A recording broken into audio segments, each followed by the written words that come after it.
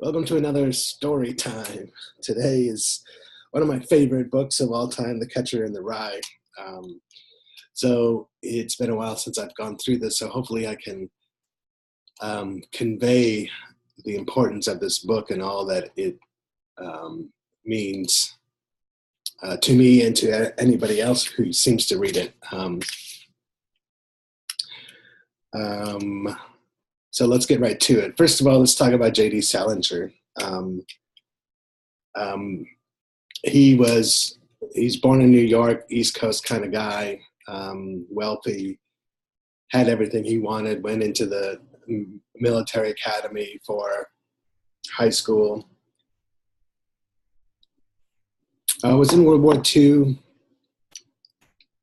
Wrote some short stories when he got back, but it wasn't until Catcher in the Rye, published in '51, that he becomes really known for being a writer. And really, this is his only book. In fact, he writes more in the 1960s, but really he withdraws from society. And he's a very mysterious person. And I don't know why. There's a movie out right now that I haven't seen yet, which is about J.D. Salinger and the writing of this book. And you know what? I think I might watch it today now that I'm kind of in the mood now to watch it. But maybe I'll learn more about him then. But let's get straight to the book. The book is very controversial for many different reasons. It's banned in some libraries and schools. Even though it was a huge bestseller, it became really popular during the counterculture of the 1960s. And I think you'll see why, of how it calls people out a little bit.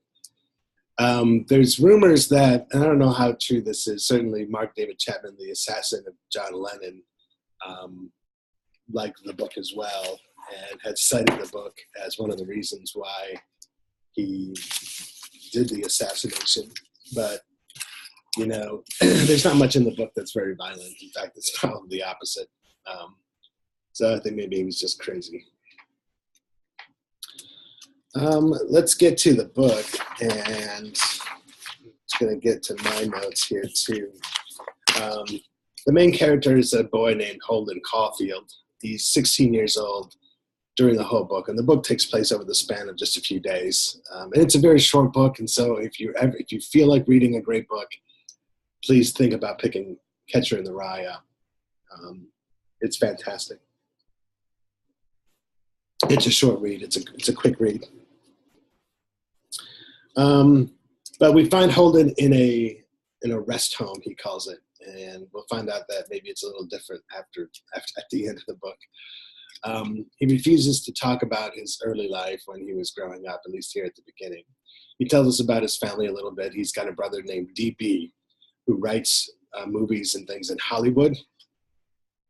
Holden's a little disappointed in this because he thinks his brother gave up a career in real literature. But he says that the story he's about to tell you is the story of his breakdown. So we know that something catastrophic is going to happen. Something bad's going to happen. Now, I think it's important also that, well, two things. First of all, we find out from the first chapter here that Holden is not a very positive person. He's very cynical, very negative. Everything is negative about the world, about the people he knows in the world. And maybe there's a reason for that. And we also know that he's telling the story after it's happened. So a lot of books tell the story as it's happening. This one is a reflection. And I think this is important because, you know, with reflection, you can maybe talk about things in a different way than if you're stuck in the middle of the event. And so this book is going to be a reflection. We find out that Holden went to a prep school, high school, Pensy Prep in Pennsylvania. He's just been kicked out of school because of his failing grades. And it's the Saturday before Christmas break. He's supposed to be in New York City with the fencing team. He's in charge of the equipment. He's the equipment manager of the fencing team. But somehow he has lost the swords, whatever they're called, of the fencing team, so they can't compete. And so he's back at Pensy, packing up his things. Not yet packing up his things, but knowing that he's going home for Christmas break and not coming back. And he hates the school. He talks about how much he hates the school.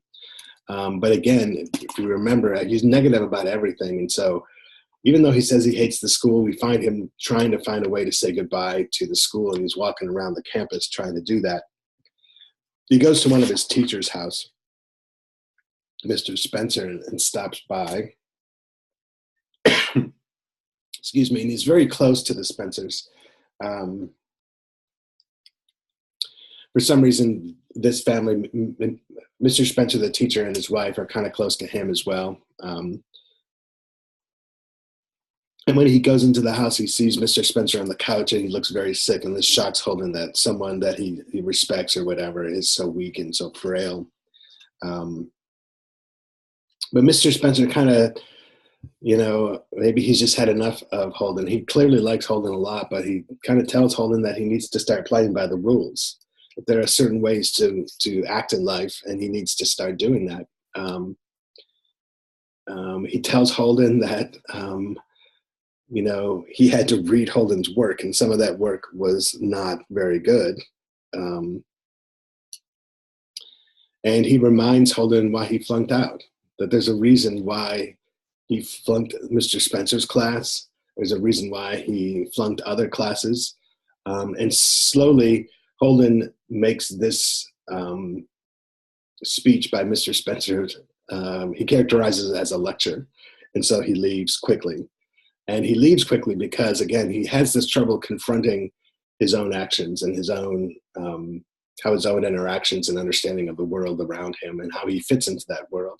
So he doesn't want to really face up to the fact that there's a reason why he flunked out of these courses, and there's a reason why. Actually, he's flunked out of many schools, and I think we learned that later, but I'm not sure. We also know that in this chapter that Holden is very idealistic, that he holds people up to a idealistic standard that hardly anyone can ever reach, and so when they don't meet his standards, he can be very mean and cynical and negative towards them. We also get an idea that maybe Mr. Spencer is a pretty good guy, and Holden might not be the most trustworthy narrator of his own story. He's trying to maybe make himself look better than he is. He goes back to his dorm to read. And he puts on this red hunting hat, with the one with the flaps and, fur and whatever. And it's like a prized possession of himself. And he says that this is a people shooting hat. I shoot people in this hat. This might be the sentence that some people think that Mark David Chapman refers to when he shoots John Lennon. But while Holden says this, again, there's nothing violent about the kid. And there's no way that he would ever hurt anyone. We find out that a little bit about Holden's appearance here. He's tall, very thin. He has gray hair. So again, this young teenager who's already got gray hair for some reason. He only wears the hat inside, even though it's like freezing winter out. He doesn't ever wear the hat outside. He only wears it inside. So again, we're trying to figure out what Holden's identity is, and maybe there's certain places he feels safe to wear what he really likes, what he really thinks. One of his suite mates comes in. So a suite mate, in like a college or a prep school, they have two rooms that share a bathroom. So you have your roommate who shares the room that you're in, but then a suite mate who shares the bathroom with you. One of his suite mates on the other side of the bathroom is Ackley. He talks bad about Ackley. He says Ackley has bad hygiene. He's got pimples and he's rude. He just barges in to many things, to many places, situations. And Holden says that Ackley doesn't have very many friends, but yet he acts as if he is doing you a favor by hanging out with you. Now, this might be a sentence that could be applied to Holden. Holden doesn't have very many friends as well, and certainly he acts as if he is something special sometimes as well. So he lays down on Holden's roommate's bed and won't let Holden read, and he sits there and clips his toenails, which Holden hates.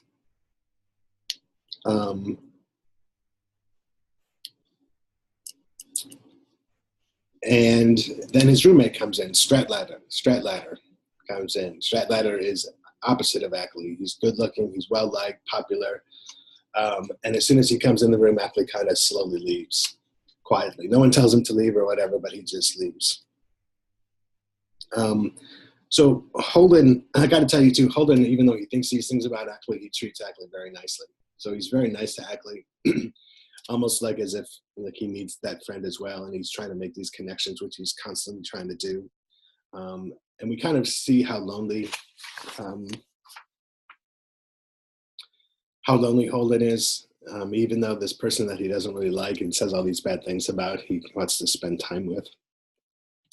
Stratlater starts to shave, and he says, "I have a date with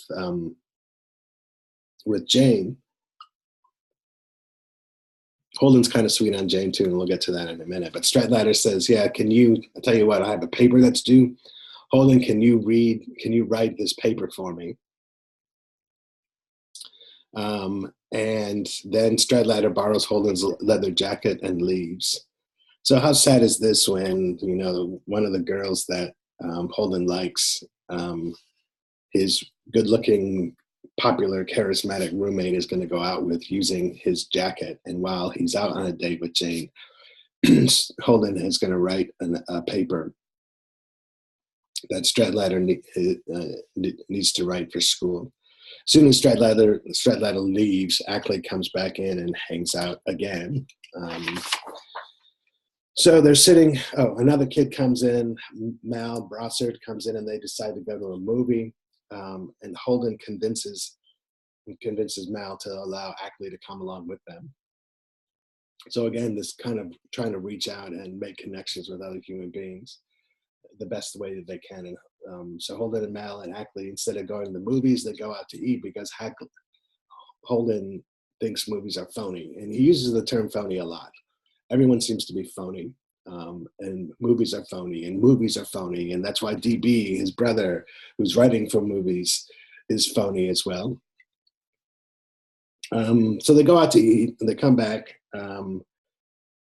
Holden and Ackley are hanging out. I think Ackley's the one who is both bragging about sex. And this makes Holden even more sad, because he's never really had that intimacy. But finally, Ackley leaves, and Holden gets to write this paper for Stratlater. And the assignment is just to write a simple description of a house or a room or something like that. Holden decides to write about a baseball glove his brother Allie used to copy poems on in green ink. And I think I have something here that I'd like to read you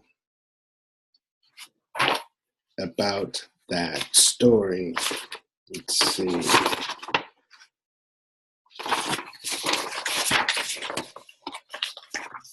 So this is going to spill into the next slide, which I'm not going to show you until after I read this. And I want to read this to you again so you can get an idea of how Salinger writes. Yeah. The thing is, I couldn't think of a poem or a house or anything to describe the way Stratlater said he had to have. I'm not too crazy about describing rooms and houses anyway, so what I did, I wrote about my brother Allie's baseball mitt. It was a very descriptive subject, it really was. My brother Allie had this left-handed fielder's mitt. He was left-handed. The thing that was descriptive about it, though, was that he had poems written all over the fingers, in the pocket, and everywhere, in green ink. He wrote them on it so that he'd have something to read when he was in the field and nobody was up at bat. He's dead now. He got leukemia and died when we were up in Maine on July 18th, 1946. You'd have liked him. He was 2 years younger than I was, but he was about 50 times as intelligent. He was terrifically intelligent. His teachers were always writing letters to my mother telling her what a pleasure it was having a boy like Allie in their class. And they weren't just shooting the crap. They really meant it.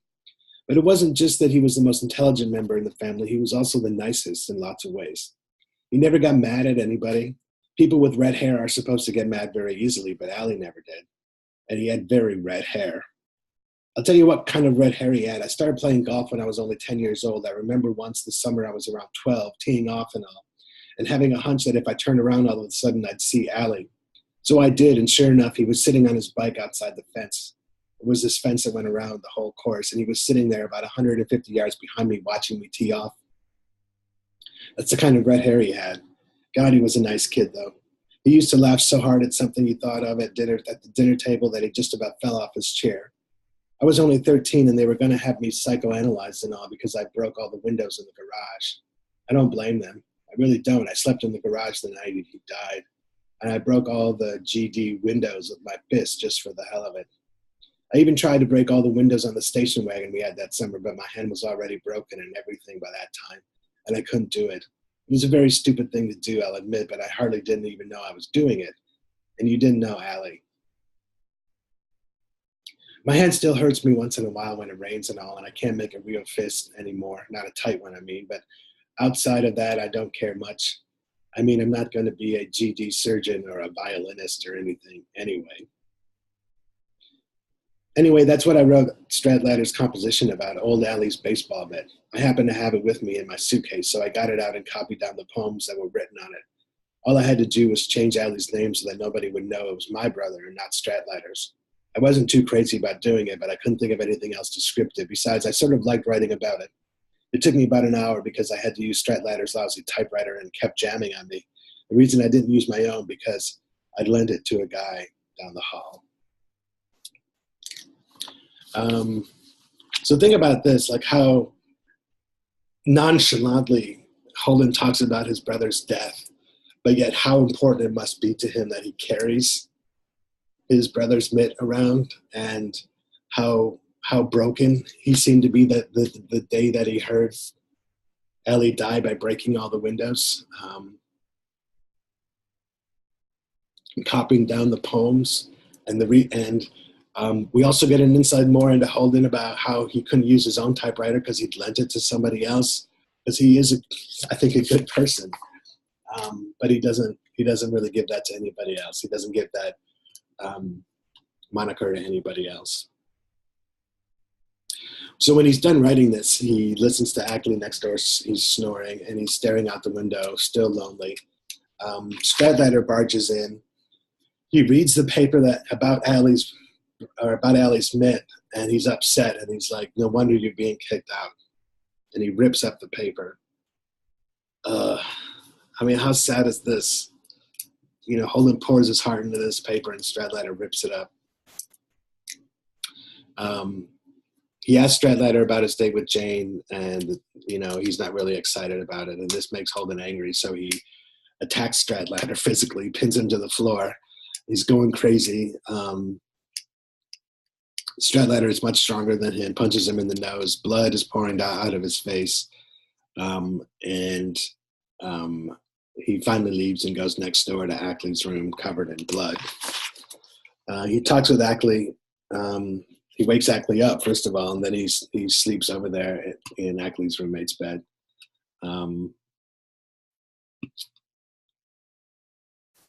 We're starting to see the breakdown, Holden's breakdown here. You know, even the people who are being nice to him, like Ackley, he attacks and accuses them of being phony and all that. And so Holden just says, "I have to get out of here." And so he decides to go to New York City that night, to go home to New York. That's where his parents live. So he packs his hat, packs his bags, and he begins to cry. So he's slowly starting to break down. He walks to this train station. There's an older, attractive woman, he says, who gets on the train with him, and he finds out he's the mother of one of his classmates, Ernest Morrow, who he says he hates. And again, he hates everyone, it seems. He tells his mom, Ernest's mom, how popular Ernest is and how everybody likes him, and how charismatic and successful and all that, just to make his mom feel good. Or maybe it's the truth. You know, again, we can't really rely on Holden really to tell us the truth. But certainly he's living in a world where he's making up lies to maybe help explain things. In fact, his mom asks, "Who are you?" And he says, "I'm a janitor at the school, and I'm going home to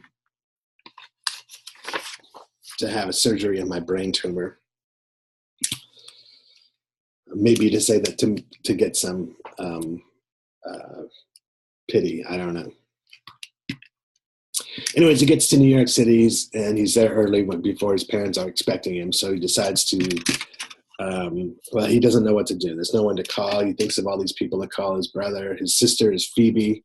Thinks about calling Jane. He thinks about calling this other girl he knows, Sally Hayes, but he doesn't have the guts to call any of them. So he checks into the hotel, and he has a room, and you look out the window to the building across the street, and he sees some weird stuff. You can see there men in women's clothes, men and women spitting drinks in each other's faces.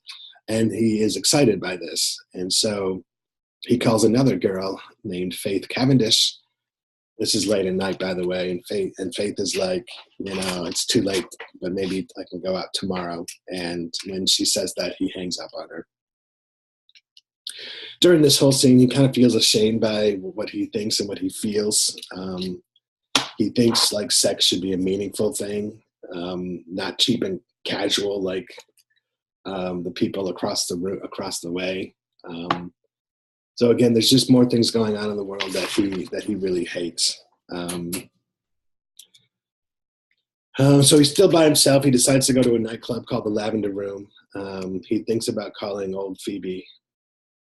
And Phoebe's his younger sister. And he says all these great things about Phoebe. So he really likes Phoebe. He really likes Allie, and he says good things about them. Let's see. So he's at this nightclub. Even though he's 16 years old, he's got gray hair. He doesn't drink yet. He does dance with 3 older women, and they have a good time with him, but they're more amused by him than they are that they like him, you know what I mean? And so they begin to laugh at him, which gets him more upset about himself. He claims that they're all obsessed with movie stars. And so instead of thinking that there might be something wrong with him, that they don't want to hang out with him, he blames their obsession with simple things like movie stars as the reason why he doesn't want to hang out with them. And he tells them that, he just saw Gary Cooper out in the lobby. I don't know if you know Gary Cooper, but he was a huge movie star back in the 30s, 40s, and 50s. And he pays for their drinks, and then he leaves. So again, there's these incidences like where he pays for their drinks, where he seems like a good person, but it's clear that he doesn't really understand what's going on around him at all times. He doesn't have much of he doesn't have very many social skills. He ridicules people who don't like him, but maybe the reason why they won't like him is because he ridicules them. So he remembers, he's walking around remembering Jane, and he remembers how the families used to summer next door to each other, and that's how they became close. And he remembers one day Jane telling him about her alcoholic father.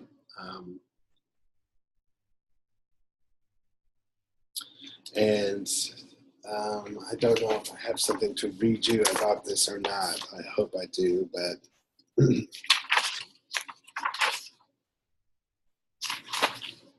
no, it looks like I just have the end here, which is all right. But they became close, and they would hold each other and be with each other. And you can see here this third bullet point. There wasn't really a physical relationship between Jane and Holden, but they would just hold hands and hold each other. And you can see what Holden says here. All you knew was when you were with Jane, you were happy. You really were. And so there is some depth into his character, I think, some recognition of what other people can do for you and what positive relationships can do for you. But he's not very good at them. So this upsets Holden. He goes back to the hotel. He's still wide awake. He instead of then going back to once he gets back to the hotel, he gets another cab, and he's fascinated by the ducks in Central Park, and he wonders what the ducks do in the winter when the ice freezes over on the pond. And again, I don't know what this means, except for maybe it tells us a little bit about Holden's heart and that he maybe is a nice person. He, instead of going to the park, he goes to Ernie's, which is another club. There's a piano player playing. He says the piano player sucks. He gets a table, gets his own. This time he's getting a drink with the gray hair that, that's no problem. And he listens to the conversations of people around him. And again, he talks about how depressing they are, how phony they are, how all these people in this room who are simply having fun at Ernie's listening to the music are depressing and phony, when really all the depression and phoniness is really emanating from Holden himself. He meets up with this girl that DB, his brother, used to date. And she's friendly and wants to talk, but he's like, you're so obnoxious, and has to leave just to get away from her. And I think, again, there's a fear now. There's a fear of opening up to other people. So he's been so lonely for so long, perhaps, that it's hard for him to open up and let people in. So this label of phoniness might really apply better to him. Anyways, he feels like a coward after this. Like he's not really talking to anyone, and he decides to walk the 41 blocks back to the hotel.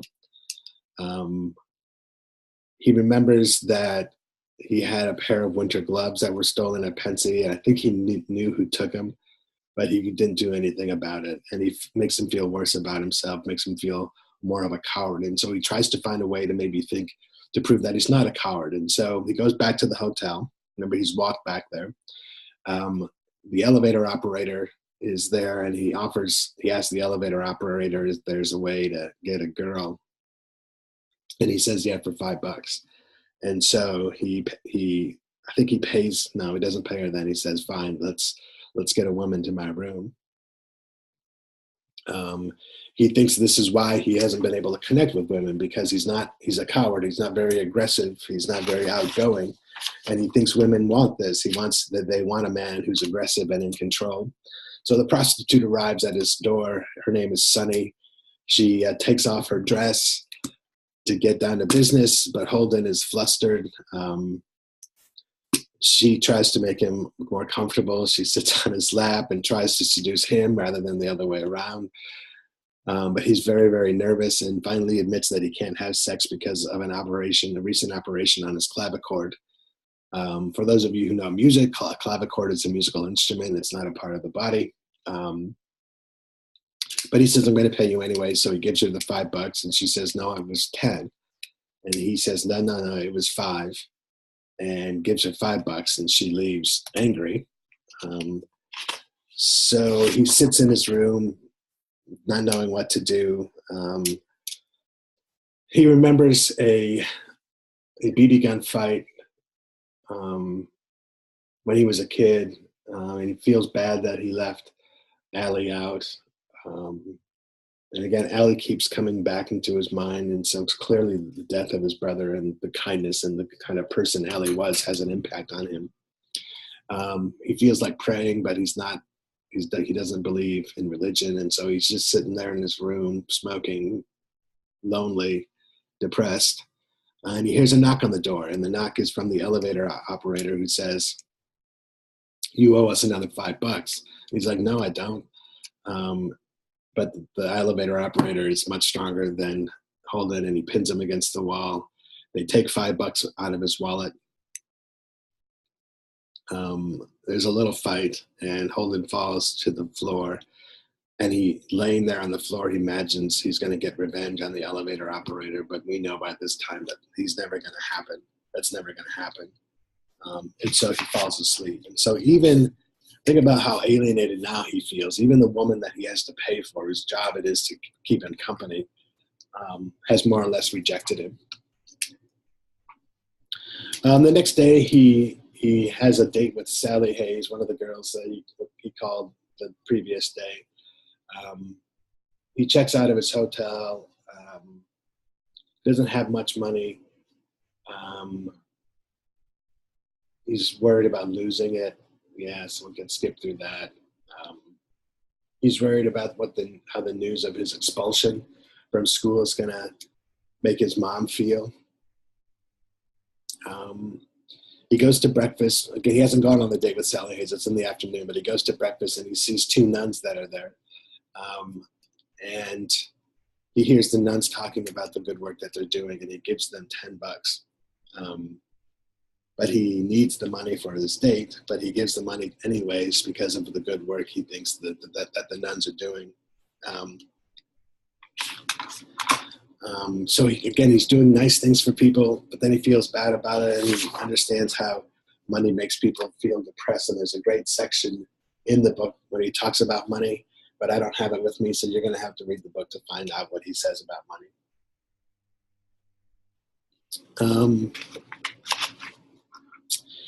He's walking around waiting for the date to start in the afternoon. There's a record store that he buys a record for his sister. He thinks his sister is the only one who really knows who he is. And he sees a young boy singing a song that goes, "If a body catch a body coming through the rye. If a body catch a body coming through the rye." And this kind of cheers him up. He kind of thinks about what it was like to be innocent and just walking the streets and singing and all of these things.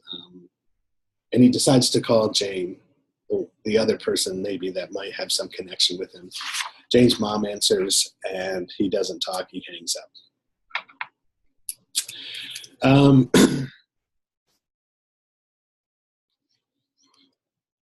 He goes to the Natural History Museum, a museum that he really likes. And even though the museum stays the same, like the same exhibits and all that, he says that every time he went to the museum, he felt changed, while the museum stayed exactly the same. And so he saw the museum differently, even though it was the same, he wasn't the same. And I think this maybe applies to so many things in Holden's life, right? All of the people that he interacts with and the schools he goes to and the books he reads and all that are all different every time he interacts with them, because he's changing and he's a different person. Anyways, he meets up with Sally. She's a very attractive girl. They go to the show, I think Radio City Music Hall. He hates it. He says the actors are full of themselves and phony, as per usual, as what actors are. That's what their job is, probably, to be phony. While Sally flirts with another boy again, so Holden's really not a good person to be with. But he's with her anyways. They go skating. Holden tries to show off, to show how great he is.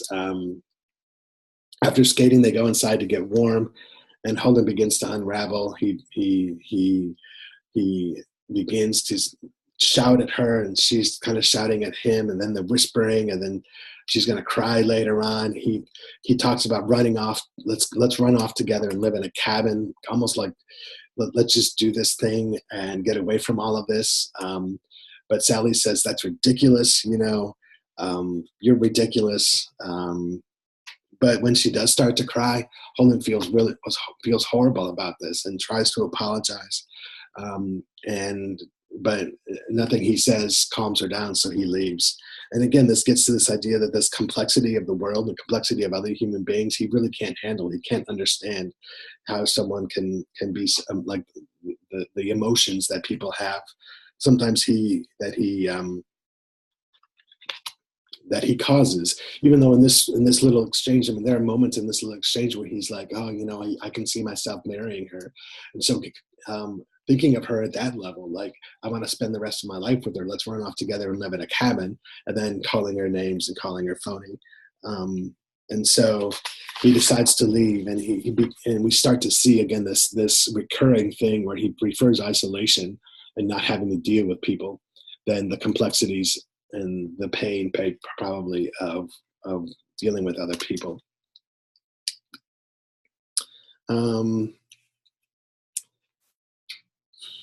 Let's see, anything here that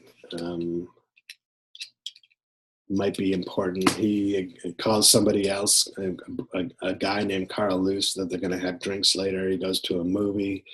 Again, he says it's all superficial, it's all fake.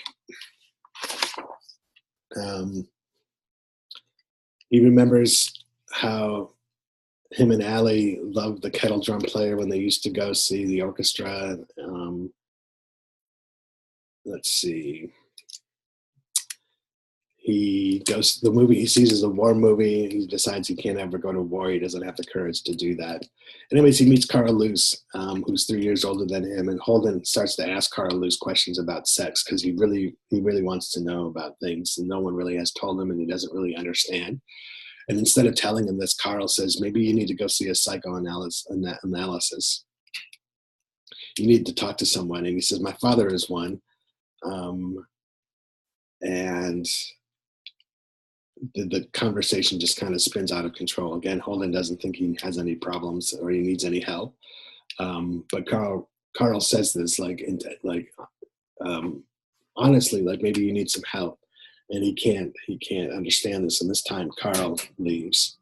But Holden stays at the place and he has more drinks. He gets drunk. He tries to call Sally again, the girl that he wanted to marry and run off with. But she's not there. The parents answer. He tries to make a date with the lounge singer at the bar. He tries to make a date with the hat check girl. No one is having anything with him. He's so sloppy drunk by this point that he can't make any of these connections. No one wants to be with him now. He decides to go to Central Park to check out what the ducks are doing with the frozen pond. On his way, he breaks the record he bought for Phoebe. So everything is falling apart here. His hair is freezing. It's so cold. He worries about getting pneumonia and dying. And he begins to think about his own funeral. And by the end of this little section, he has lost control and he's weeping and crying unconditionally. He misses Allie's funeral because he's in the hospital. Let's see if I have that here.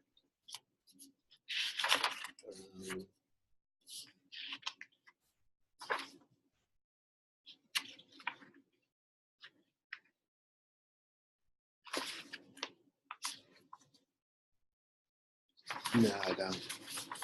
He misses Allie's funeral because he's in the hospital for his broken hands. And he remembers going to the grave later, which greatly upsets him. And he thought of how ridiculous it is, the thought of placing flowers in someone's stomach. And he so desperately wants to talk to his sister. We kind of know that these unexplained disappearances by people in his life are really troubling to him, whether it's the ducks or his brother or his other brother or his friends, with the so-called friends.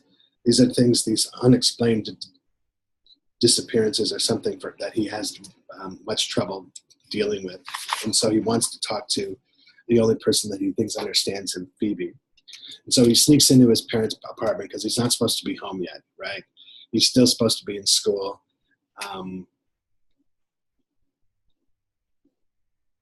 But he sneaks in anyways. His parents aren't home. Phoebe's not in her room, but she's sleeping in DB's bedroom. She is now DB's bedroom. And he just kind of sits with her for a little bit. He just likes being with her, but he can't stand that any longer. And so he wakes her up, and the joy that Phoebe has in seeing him at that instant is magnificent, right? So her eyes light up and she smiles and she can't stop talking about all the things she's learning in school and all that. And then suddenly she stops and she realizes that he is home early. And she quickly figures out that he's been kicked out of school again. And she kind of accuses him, right, of failing again. And she won't listen to his stupid excuses that he's making, that it's everyone else's fault. So she covers her head with the pillow. But then she finally takes the pillow off her head, and Holden kind of is very honest and tells her all the things that he hates about school. And she says something that kind of gets to him. She says, Holden, you hate everything. Name one thing you like. And he tries to think of things that he likes, and he has trouble doing it. But he remembers a boy named James Castle. Let me see if I know I have this here. Or I thought I did. Come on.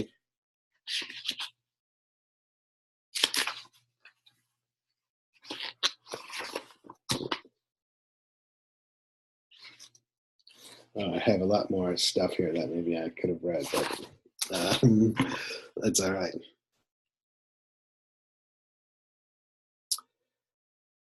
So she says, come on, answer me. One thing I like a lot or more, or one thing I just like. And she says, one thing you like a lot. All right, I said. But the trouble was I couldn't concentrate. About all I could think of were these two nuns that went around collecting dough in these beat-up old straw baskets, especially the one with the glasses with those iron rims, and this boy I knew at Elkton Hills. There was this one boy at Elkton Hills named James Castle that wouldn't take back something he said about this very conceited boy, Phil Stabile. James Castle called him a very conceited guy, and one of Stabile's lousy friends went and squealed on him to Stabile. Stabile, with about 6 other dirty B-word, went down to James Castle's room and went in and locked the GD door and tried to make him take back what he said, but he wouldn't do it. So they started in on him.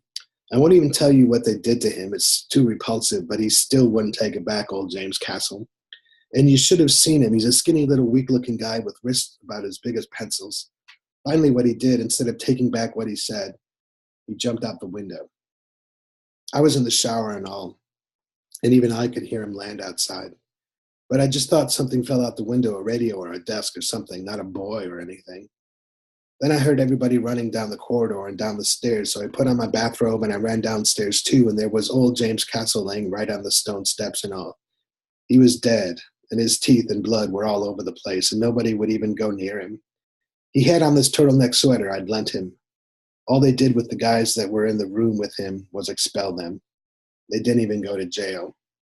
That was about all I could think of, though. Those two nuns I saw at breakfast and this boy James Castle I knew at Elkton Hills. The funny part is I hardly even knew James Castle, if you want to know the truth. He was one of those very quiet guys. He was in my math class, but he was way over on the other side of the room, and he hardly ever got up to recite or go to the blackboard or anything. Some guys in school hardly ever get up to recite or go to the blackboard. I think the only time I ever had a conversation with him was the time he asked me if he could borrow this turtleneck sweater I had. I near dropped dead when he asked me. I was so surprised and all. I remember I was brushing my teeth in the can when he asked me. He said his cousin was coming in to take him for a drive and all. I didn't even know he knew I had a turtleneck sweater. All I knew about him was his name was always right ahead of mine at roll call. If you want to know the truth, I almost didn't lend him my sweater just because I didn't know him too well. So again, this incident with James Castle and the description of James Castle, I think you probably know by now could have been like a description of Holden himself.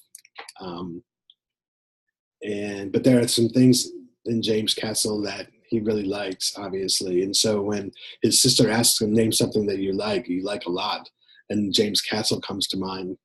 And notice that he didn't think he was very close with James Castle, but yet he lent him his sweater. And then this unexpected disappearance again of a person from Holden's life. Holden still can't think of anything that he really likes, but he says he likes Ellie. She's like, but Ellie's dead. So finally, Phoebe's like, well, what do you want to do with your life? And Holden says, do you know that song, If a Body Catch a Body Coming Through the Rye? And I think I have this. And this is kind of the point of the book, right?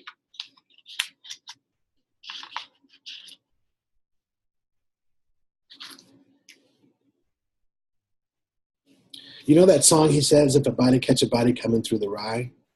I'd like, and then Phoebe says, it's if a body meet a body coming through the rye, old Phoebe said. It's a poem by Robert Burns. I know it's a poem by Robert Burns. She was right, though. It is if a body meet a body coming through the rye. I didn't know it then, though. I thought it was if a body catch a body, I said. Anyway, I keep picturing all these little kids playing some game in this big field of rye and all. Thousands of little kids, nobody's around, nobody big, I mean, except me. And I'm standing on the edge of some crazy cliff. What do I have to do? I have to catch everybody if they start to go over the cliff. I mean, if they're running and they don't look where they're going, I have to come out from somewhere and catch them. That's all I do all day. I just be the catcher in the rye and all. I know it's crazy, but that's the only thing I'd really like to be. I know it's crazy. So Holden, again, thinking about other people. Yes. So we'll skip over his trip to Mr. Antonini's house, though. He goes over to, he has to get away from this experience because Phoebe's being too truthful. He goes to see this teacher who's the teacher who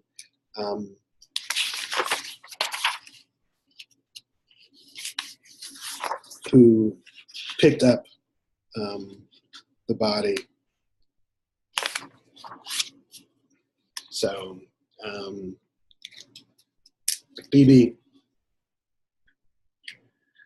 doesn't, so Phoebe gives him some money to live on and he leaves. We can skip through that. If you remember, he put his bags in the train, checked his bag in the train station. The next morning, he walks up and down Fifth Avenue. He has this feeling that he's going to disappear too, right? So he's had this problem of people leaving his life, having trouble making connections because every time he thinks he does, maybe they leave. He's calling out to Ellie out loud to help him make it to the other side of the street. And he decides at this time that he's going to leave New York City and go live as a hermit and pretend that he's a deaf mute so that he doesn't have to speak or hear what other people are saying. And he's going to marry a deaf mute so she doesn't have to listen to those people as well. But obviously he doesn't do that. He misses Phoebe and he goes to her school and tell her that he's going to leave the city and become a hermit. But he sees the word FU on the school and this depresses him and he tries really hard to wipe it off. But he can't. They tell him that Phoebe's class is at the museum, so he goes there, and two young kids are looking for the mummies, and he leads them there, and they run off as well. They're kind of scared of him by his appearance. By this time, he's frazzled. He sees FU on the wall again, and this depresses him even more. And he wonders if someone will write that on his tombstone. He's so distraught, he passes out. People, try to wake him up, but he downplays it as anything. And he sees Phoebe there she's got her suitcase because she wants to go with him. And how sweet is this, right? She wants to run away with him as well. She just wants to be with him. He tells him no. This causes her to be angry. If you remember, I skipped this part. Holden gave her his hunting hat, the one hat that kind of made him feel like who he is, but she gives it back to him. But they decide to go to the zoo instead. They walk on different sides of the street. Again, even even this last moment of the one person who wants to be with him, they walk on separate sides of the street, so they have that physical separation because he can't open up anymore. They go to the park. They look at some of the animals. They go to the park. This time they're walking together, which is a good thing. They go to the carousel. Holden convinces his sister to ride it a few times, and he feels like he wants to cry because he's so happy. So we quickly go from, this is the ups and downs of Holden, right, and the breakdown of being so depressed and so lonely, and then finding this person, his sister, Phoebe, that wants to spend time with him, and he feels so happy. And so he goes home with Phoebe, and people realize that he's sick, and so he goes to a rest home, which is probably a mental asylum. So I'm going to read this last chapter to you that kind of ends the book. That's all I'm going to tell about. I could probably tell you what I did after I went home and how I got sick and all and what school I'm supposed to go to next fall after I get out of here, but I don't feel like it. I really don't. That stuff doesn't interest me too much right now. A lot of people, especially this one psychoanalyst guy they have here, keeps asking me if I'm going to apply myself when I go to the school next September. It's such a stupid question, in my opinion. I mean, how do you know what you're going to do until you do it? The answer is you don't. I think I am, but how do I know? I swear it's a stupid question. DB isn't as bad as the rest of them, but he keeps asking me a lot of questions too. He drove over last Saturday with this English babe that's in this new picture he's writing. She was pretty affected, but very good looking. Anyway, one time when she went to the ladies' room way down the other wing, DB asked me what I thought about all this stuff I just finished telling you about. I didn't know what the hell to say. If you want to know the truth, I don't know what I think about it. I'm sorry I told so many people about it. After all, about all I know is I sort of miss everybody I told about, even old Stratlater and Ackley, for instance. I think I even miss that G.D. Maurice. It's funny. Don't ever tell anybody anything. If you do, you start missing everybody. And that's the end. And so I don't know what you think of Holden. He's a failure or a success. If he's finding out who he is, what is the importance of other people in finding out who you are? And I wonder why you think the book was written in the first place and why so many people who have read the book feel so connected to it. I wonder if you feel connected to Holden. He is a very popular character, and a lot of people do pick Catcher in the Rye as one of their favorite books. I'm wondering if you might do that as well. So the book was written in the 1950s, popular in the 1960s, and so I think there's something to do with the phoniness of people that are important. That's important in that time frame. And certainly, if you're analyzing this with the lens of family, the Cook certainly family meant a lot to Holden.